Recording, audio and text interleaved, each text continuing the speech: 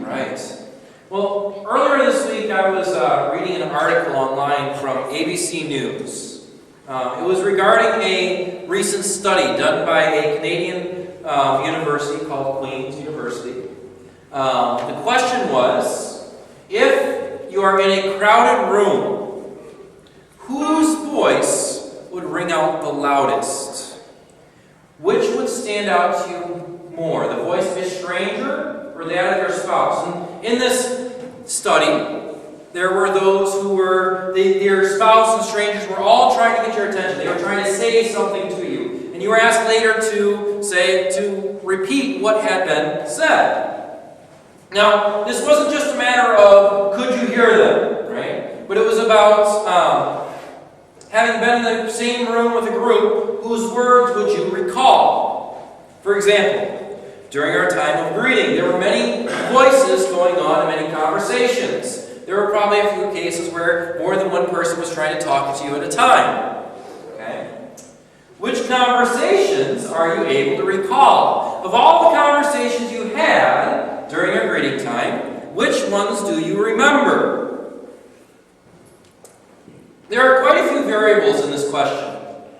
Does familiarity, meaning as we're talking about our spouse versus a stranger, does familiarity mean that we better hear our spouses and remember what they say in a room full of a great many conversations? Or does familiarity mean that we have better learned to ignore the voice we are more familiar with?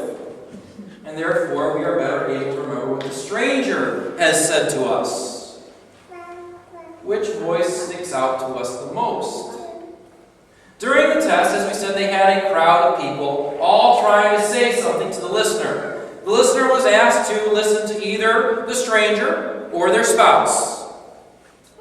Both their spouse and the stranger would be the same gender and the same age area, and they would be speaking both with the same volume level. So it wasn't a matter of who was speaking louder or who had a different kind of voice or such. They were trying to make it as clear as possible and take out as many variables as possible. Then after the test, they were asked, okay, what did this person say? What did that person say? What did your spouse say? Right? So, all that being said, what do you think the results of this research said? Do we listen to our spouses or strangers better? Does familiarity lead to better listening, or does it cause us to more easily drown out and ignore a familiar voice? What do you think? Strangers. You think we listen better to the stranger? Okay.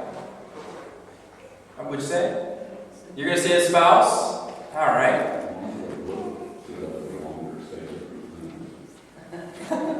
Okay. Now, what the research shows was that Sarah's wrong. I don't get to say it very often, so I'm going to say it. Sarah's wrong. In a room full of crowded voices, all speaking, it is our spouse's voice which stands out to us, and it is the words of our spouse which we are going to remember better when we leave. So, familiarity increases our ability to listen, and more importantly, increases our ability to understand what has been said. So this isn't just a matter of whose voice did you hear, it's a matter of what were the words that they said. Right?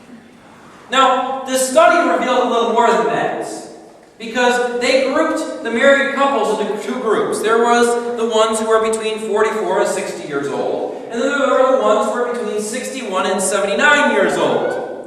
The group of older couples had a much harder time understanding the voice of the stranger than the younger group did. That should be expected, right? Considering that as we age, our hearing and our cognitive abilities decline.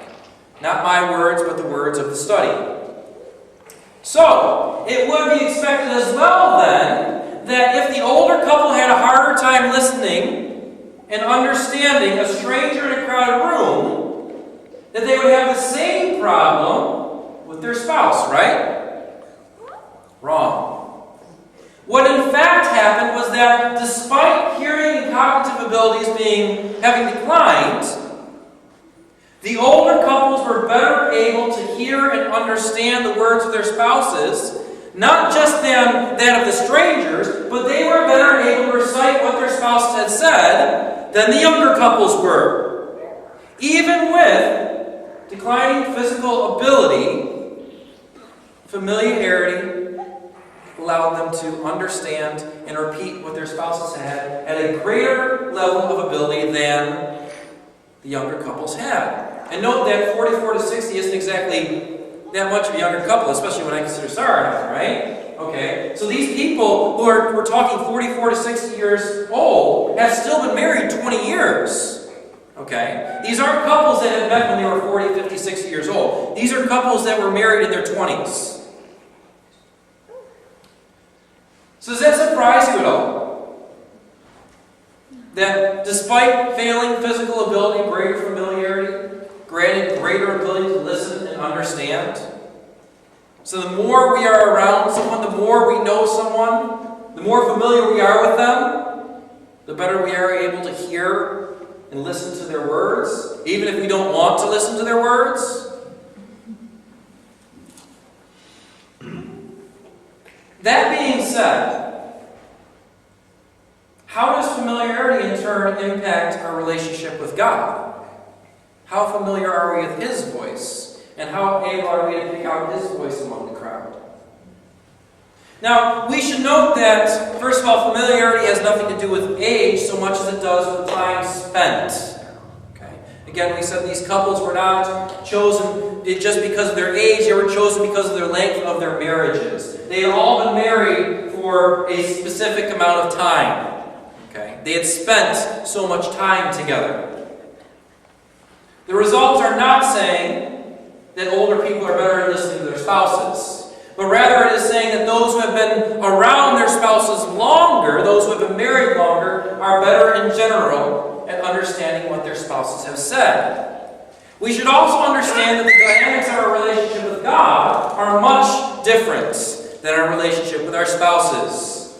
Essentially, and don't take this in a negative way, we are forced to be with our spouses. When we go home, we share the same house. When we go to sleep, as a general rule, we share the same bed. We share meals around the same table. It's not a matter of, I choose to be around you, so therefore I'm seeking you out, as much as it is, I've chosen to be married to you, and therefore I'm always around you.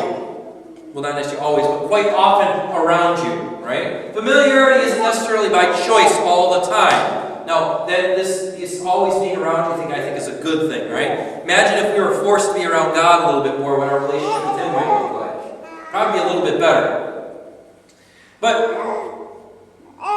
this can oftentimes make a marriage a little more difficult, though, can it? As I'm sure we're all well aware, familiarity. What does it say about familiarity? Familiarity breeds contempt. That oftentimes happens, doesn't it? Right? And that's because I think we get to know each other a little better, and the better we know each other, the more we start to rub each other the wrong way.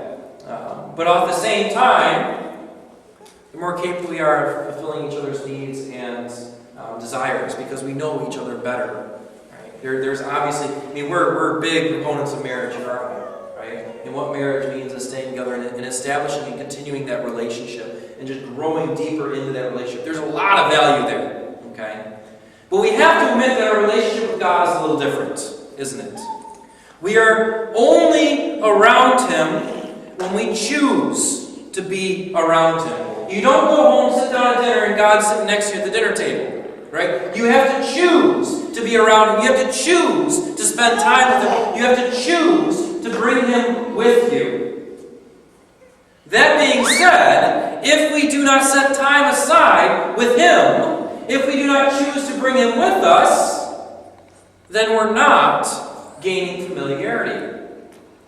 For example, Sarah and I, as most of you know, spent the first year of our marriage in separate states. She was in Michigan, I was in New York. How much familiarity do you think we learned in the first year of our marriage? Not very much, right? We grew to have some, but we were living in different states, saw each other maybe once every month or two, right? You don't get a lot of familiarity that way, do you? Okay. So I might be able to say that we've been married longer than Jeanette and Wade, but Jeanette and Wade might have a better familiarity with each other than I have with Sarah. because of our time apart.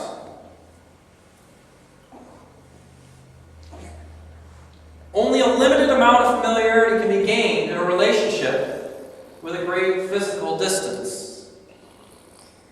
Our first anniversary was essentially the beginning of our time living permanently together. That also applies to our relationship with God. Just because we are Christians, just because we grew up in the church, does not mean we are familiar with God at all. Especially if we keep Him at a distance. Think of our class this morning in Romans, right? The Jews were zealously pursuing God, but because they were pursuing in the wrong direction, misguided zeal, they weren't familiar with Him at all. They grew up with this. But the Gentiles, who had never even heard of this God of Abraham, were more familiar with God than the Jews were. Because they essentially spent more time with God. That being said, because of the unique aspect of our relationship with God, the length of time that we have been a Christian may have nothing to do with our level of familiarity with Him. A Christian of 2 years might better be able to recognize the voice of God than a Christian of 40 years, if the first is more invested in the relationship than the second. We see how it's different than our relationship to our spouse, right? This is more about choices. We can't become familiar with God if we do not choose to bring Him with us, if we do not choose to spend time with Him. We only get out of the relationship what we put into it. Our image and knowledge of God should push us every single day to become something more.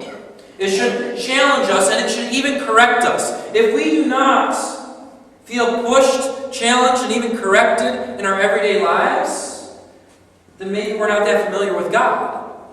Because God is always pushing, challenging, and correcting us. Our experience with God should always leave us changed. Going out and doing things differently than we did the day before. If our image of God looks a lot like what I want and what I think and what I look like, if that's who we picture God as, then there's a pretty good chance this is probably a very good indication that we're not very familiar with God at all. Because there's a reason Jesus came. Because God created us to be like Him, but we're nothing like Him. We're striving to be more like Him, but we're definitely not there. We're going to begin the next few weeks to talk about faithfulness. As we start, we have to understand how important it is to be familiar with God in order to be faithful to God. If we do not understand what God is saying to us, then how can we follow Him? How can we be faithful? If we do not recognize His voice, how can we ever hope to understand? Faithfulness is about much more than simply doing what I'm supposed to do. Faithfulness is about engaging in a relationship in which I pour myself out into you, just as you pour yourself out to me. God is calling us to a faithfulness in which He is already displaying to us. We'll talk about this more next week, but God's not calling us to anything new. He's calling us to something that He's already showed us how it's done. On Wednesday nights, we've been studying some of the promises that God has given to us. Promises of peace and joy. Promises for endurance and courage. Basically, every promise is about giving us the ability to survive and even to thrive in the midst of suffering. And which of us has never experienced suffering? These promises are great. All the things that God has called us to, all the things that God has given to us are great. They are life-giving and sustaining. But if we are not familiar with His voice, if we are not familiar with His voice, will we be able to hear and understand what He has to say? How many promises promises fulfilled have we missed? Because we didn't recognize His voice. Or maybe we heard His voice, but we couldn't understand what He was saying. Can we receive the comfort that we so desperately need if we don't recognize the voice that's speaking that comfort? This is what happened to the Pharisees in the Gospel of John. Jesus, the long-awaited Messiah, has come. Everybody's looking for Him, right? The people have suffered for so long. They've been waiting. God, take our suffering away. Give us life again. This is a huge prayer, a huge need, right? Maybe we ourselves have prayed such a prayer. And God answers that prayer. More than that, God Himself shows up in person to give them this life, this answer to prayer. In John 8:12, John chapter 8, verse 12, Jesus tells them, He says, I am the light of the world. Whoever follows me will not walk in darkness, but will have the light of life. Well, that message is great, but inevitably, the next message means nothing unless it comes from a reputable source, a known, true voice. So, if Jesus speaks those words, do those words mean anything unless you know that Jesus is the Messiah, God in the flesh? Because no one else could say those words and hold true to those promises, could they? Alright, would He actually be able to deliver on those promises? Now, they know that God is the only one who can make such claims and to uphold such a promise. Unless they recognize the presence of God here and now, it doesn't matter what Jesus has said, it doesn't matter if He is the answer to their prayers or not, because their need will go unmet. Because they will be unable to respond, because they do not recognize the voice of God. If we are unfamiliar with God, we will not recognize the answers to our own prayers, and we will think, God has not answered my prayers, when really, He has. I just didn't recognize it because I don't know who God is. Verse 13. So the Pharisees said to Him, You are bearing witness about yourself, your testimony is not true. They reject the answer to their prayers. And mind you, this is the prayer of the Pharisee as well. They are looking for the Messiah. They reject the promise of God because they don't accept the word of Jesus as valid, because they don't recognize the voice that is speaking. Men are crooked, not just men, but women. People are crooked, right? Just in case there's some confusion there, right? People are crooked, meaning when people speak, you must have a witness, right? Witnesses to these statements to ensure that a lie has not been told. God's word is true, but they did not recognize this as God, and therefore required more proof. God doesn't need a witness, does He? But because all they see is this is man, well, He needs another witness, and He doesn't have one. His testimony is not valid. They are unfamiliar with the voice of God, and therefore they don't realize He is speaking, and they cannot accept these words as truth. Jesus continues this discussion if we jump down to verse 18 and 19. He says, I am the one who bears witness about myself, and the Father who sent me bears witness about me. They said to Him, therefore, Who is your Father? Jesus answered, You know neither me nor my Father.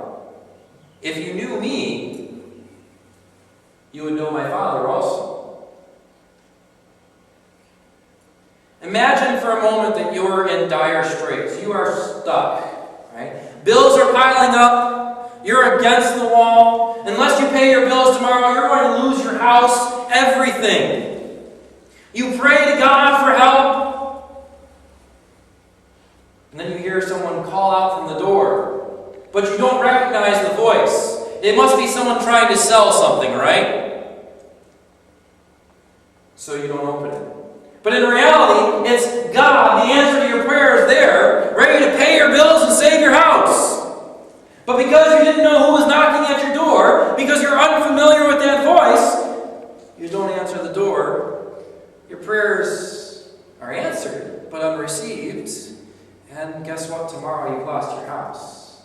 Except in life, we're losing a whole lot more than our house, aren't we? God came to save, but Israel refused to open the door. They were weary. They had been abused so many times. Jesus was not the first person to show up and claim to be the Messiah. All the others had failed before. The world tries to trick us. In the midst of all these voices, so many voices crying out saying, I am the light of the world. The one true light of the world spoke, but nobody recognized it. Because they didn't recognize the voice of God.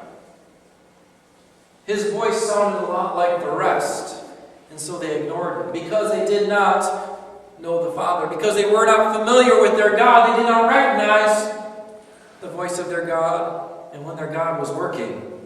How much danger do we put ourselves in when we make ourselves so unfamiliar with the voice of God that He sounds just like all the other voices? Do we put ourselves in danger by not being familiar with the voice of God? How many times has God answered our prayers? But we haven't been able to receive that answer because we can't hear Him among the crowds. We can't tell which voice is His. God is faithful. He is good. Psalm 10, 17, and 18 tells us, O Lord, you hear the desire of the afflicted. He hears our cry. He hears our prayer. You will strengthen their heart. He makes us strong in our weakest moment. You incline your ear to do justice to the fatherless and the oppressed, so that the man who is of the earth may strike terror no more. Sounds like the answers to a lot of prayers, doesn't it? God will answer. We know this for sure. So when we pray, we can't be saying, will God answer this prayer? But we have to be looking because God did answer. Where is the answer? Where is His voice? Have I heard His voice often enough that I'll recognize it when it speaks? But how many times have we thought Him silent when He's been shouting out to us? Our interaction with God is about relationship. Faithfulness requires relationship. But how can we interact with God if we cannot recognize God because He is unfamiliar? Notice that those Jesus accuses of not knowing the Father and not recognizing the answers to their prayers, they are the most educated, longest tenured religious elite in all of Israel. And these are the ones who are the least familiar with God. They spent their entire lives in church, so to speak. Yet they were completely unfamiliar with God.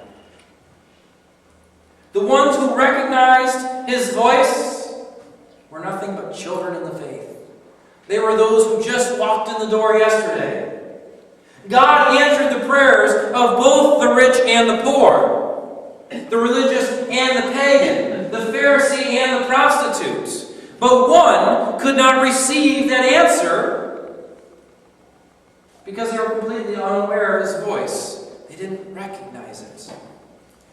So how familiar are we with God? Would we recognize His voice from among the crowd if He spoke today?